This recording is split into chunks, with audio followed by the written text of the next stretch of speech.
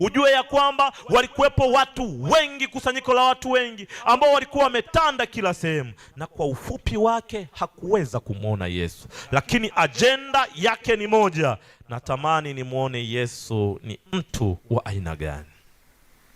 Tambua ya kwamba hata wanafunzi ambao walikuwepo pamoja na Yesu walikuwa ni sehemu ya umati ambao ulimzuia Zakayo asikutane na Bwana.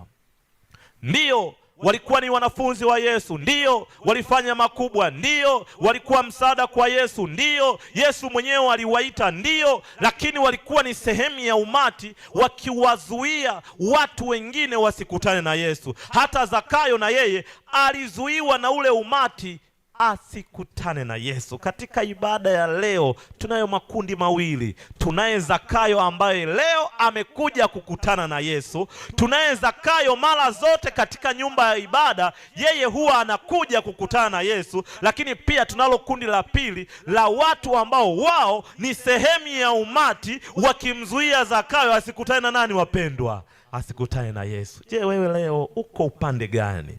Wewe